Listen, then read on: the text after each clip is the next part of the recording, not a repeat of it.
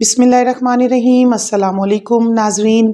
जैसा कि pre marriage counselling पे डेली के लेक्चर्स चल रहे हैं, हम डेली किसी ना किसी इशू पे बात करते हैं प्री मैरिज पे कि शादी से पहले हमें क्या क्या प्लानिंग करनी चाहिए।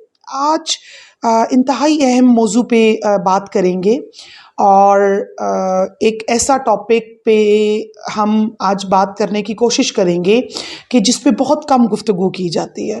वो ये कि जब आप अपने बेटी या बेटे का रिश्ता ढूंढते हैं तो उसमें वालिद और वालदा का किरदार क्या होना चाहिए।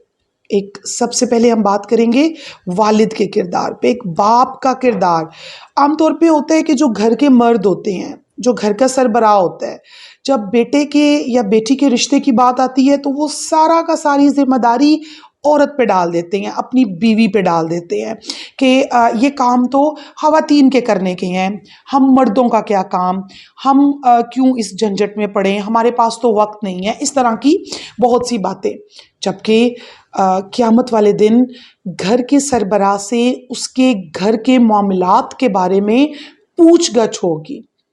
तो घर के सरबराह पे एक बहुत बड़ी जिम्मेदारी आयद होती है कि जब बेटी या बेटे का रिश्ता जो है वो आप ढूंढने निकलें या किसी को आपने रिश्ता फाइनल करना है तो उसमें वालिद अपना किरदार बहुत ज़्यादा प्ले करे, क्योंकि मर्द का एक एक्सपीरियंस होता है, मर्द सोसाइटी में मूव करता है, औरत घरदारी में हमारे पाकिस्तान में जो मेजॉरिटी ऑफ लेडीज़ हैं वो घरदारी में जो हैं वो बिज़ी होती हैं और उनको इतना एक्सपीरियंस नहीं होता और फिर उसका नतीजा क्या निकलता है कि नुकसान उठा बैठते हैं।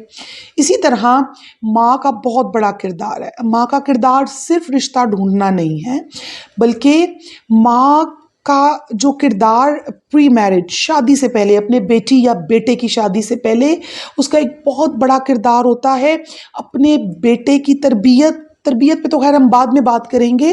तरबियत तो वो होती है जो आपने शुरू के अवाइल दौर में कर दी, शुरू के 10 साल, शुरू के 7 साल या जितने भी साल, वो आगे चल के बात होगी इंशाल्लाह। लेकिन शादी से पहले बेटी को घरदारी सिखाना, बेटी को सलीका शौहर बनाना और बेटी को सुगड़ बनाना, ये एक माँ की जिम्मेदारी होती है। और सिर्फ बेटी को नहीं बल्कि बेटे को भी सलीकामंद होना सिखाना, बेटे को एक इंसान बनाना, ना कि उसको जानवर बनाना, ना कि उसको ये नहीं सिखाना कि अब तुम तो हाकिम हो गए हो, अब तुमने सिर्फ ऑर्डर पास करना है। नहीं, उसके अंदर नरमी लाना, बर्दाश्त लाना, उसके अंदर पॉजिटिविटी लाना, ये भी एक माँ का किरदार है शादी से पहले। तो ये छोटी छोटी बातें हैं जिनका ख्याल रखना बहुत ज़रूरी है। अगर हम इन छोटी छोटी बातों पे अमल पैरा हो जाते हैं तो क्या हमारी ये जो छोटे नहीं, कुछ छोटा नहीं, बड़े मसाइल, जब बातें डिवोर्स तक पहुंच जाती हैं, बातें खुला तक पहुंच जाती हैं, हमारी बेटियों के अंदर अदम बर्दाश्त इतनी हो चुकी है कि शादी के 6 महीने नहीं गुजरते कि खुला का जो रेट है पाकिस्तान में, एवरेज रेट, वो बड़ी तेज़ी से जो है वो इंक्रीज़ हुए जा रहा है। इसी तरह तलाक का रेट भी जो है वो पाकिस्तान में बुरे तरीके से इंक्रीज़ हुए जा रहा है। सिर्फ और सिर्फ अदम बर्दाश्त, हमारे अंदर बर्दाश्त ख़त्म हो चुकी है। हम अब फॉर एग्ज़ाम्पल हम जो सोचते हैं ना कि हमारा दामाद ऐसा हो, तो वही सोचें कि आपका बेटा भी आपकी बहू के साथ वही ताल्लुकात रखे जो आप चाहते हैं कि आपका दामाद आपकी बेटी के साथ रखे।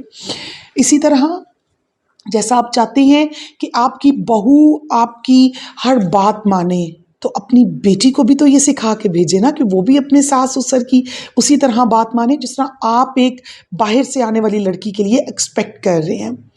और लड़की चूंकि एक नए माहौल में आती है तो एक माँ जिसने 24 घंटे घर में रहना है, वो सास है, उसने माँ बन के रहना है। उसका काम है कि वो अपने अंदर बर्दाश्त लाए कि दूसरे घर से आई है, उसका एनवायरनमेंट टोटल चेंज हुआ है, वो अपने बहन भाई, अपने माँ बाप छोड़ के आई है।